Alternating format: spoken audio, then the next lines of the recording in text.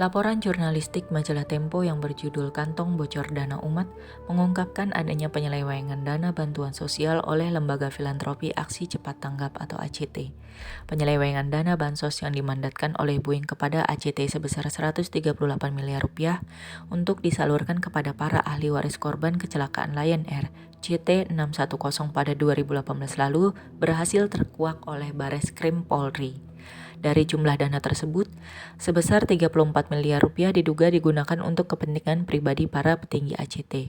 Para tersangka dikenakan pasal-pasal dari UU ITE, UU Yayasan, dan UU Pencegahan dan Pemberantasan Tindak Pidana Pencucian Uang atau TPPU dengan ancaman penjara untuk TPPU selama 20 tahun dan penggelapan selama 4 tahun. 4 tersangka penyelewengan telah ditetapkan dan telah diketahui perannya masing-masing. Ahyudi selaku Dewan Pembina mantan Presiden dan pendiri ACT merupakan pemeran utama dalam kasus ini.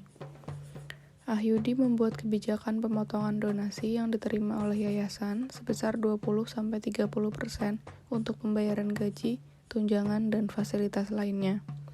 Dia juga membuat kebijakan untuk menggunakan dana yang diterima dari Boeing untuk kepentingan di luar program Boeing. Ibnu Hajar selaku Presiden ACT saat ini melaksanakan kebijakan yang telah ditetapkan Ahyudi dan menerima kekayaan yayasan dari hasil pemotongan donasi yang melebihi 10%. Ketua Pengawas ACT, Heriana Hermain, berperan mengelola keuangan yayasan sesuai kebijakan Ahyudi.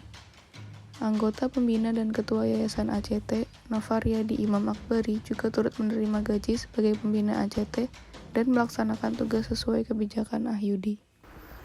Kelompok kami menemukan beberapa pelanggaran nilai-nilai dasar berakhlak dari para tersangka. Yang pertama, nilai berorientasi pelayanan.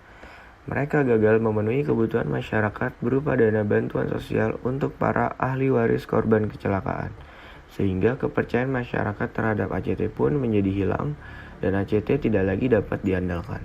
Yang kedua, nilai akuntabel.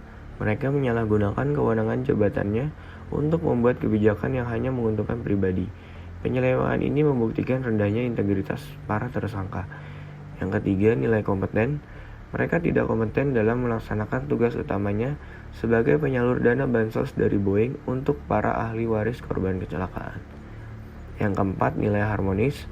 Bertolak belakang dengan perilaku harmonis yaitu suka menolong orang lain, mereka justru memanfaatkan keadaan dengan mengambil keuntungan pribadi dari hak orang lain. Yang kelima, loyal. Penyelewengan yang mereka lakukan mengakibatkan nama baik instansi yang dipercayai masyarakat menjadi tercoreng. Yang keenam, sikap adaptif. Sikap adaptif seharusnya adalah sikap proaktif dalam memberikan inovasi yang bersifat positif, bukan tindakan yang bersifat negatif, apalagi sampai mengambil hak orang lain. Yang ketujuh, kolaboratif. Mereka memanfaatkan sumber daya untuk memenuhi tujuan pribadi mereka, sehingga kerjasama antara ACT dan Boeing di bidang kemanusiaan pun menjadi gagal. Berdasarkan paparan tersebut, ada 2 gagasan alternatif pemecahan masalah yang ingin kami kemukakan. Yang pertama, diberlakukan kebijakan transparansi dalam pengelolaan dana bantuan sosial. Sesungguhnya dana bantuan sosial adalah saluran tangan para donatur untuk membantu pihak-pihak yang berhak menerimanya. Untuk itu, semua pihak yang terlibat berhak untuk mengetahui pengelolaan dana sebagai bentuk akuntabilitas perusahaan melalui adanya transparansi pengelolaan dana. Yang kedua, menumbuhkan sikap berpikir kritis untuk seluruh pegawainya. Sudah sewajarnya setiap pegawai menaati kebijakan yang dibuat oleh atasan. Namun, perlu juga sikap berpikir kritis untuk menjalankan kebijakan tersebut. Bila dirasa terjadi penyalahgunaan kekuasaan dalam menciptakan sebuah kebijakan yang dapat merugikan khalayak umum, perlu dilakukan pencegahan dan pelaporan melalui kanal-kanal yang sesuai, seperti sistem pengaduan atau whistleblowing. Transparansi dalam pengelolaan dana bantuan sosial membangun rasa saling percaya antara pihak pemberi, penyalur, dan penerima dana. Transparansi meningkatkan akuntabilitas perusahaan dalam penyelenggaraan pelayanan publik, sehingga mencegah terjadinya korupsi yang mungkin dilakukan oleh para stakeholders dalam perusahaan.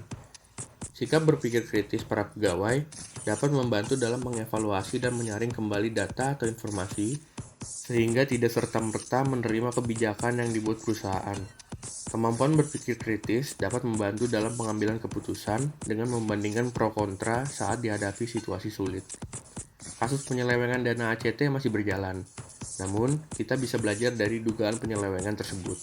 Dengan menanamkan dan mengamalkan nilai-nilai berakhlak, kita diharapkan dapat terhindar dari tindakan pelanggaran yang merugikan diri sendiri dan halayak banyak, baik yang datang dari sendiri maupun dari luar.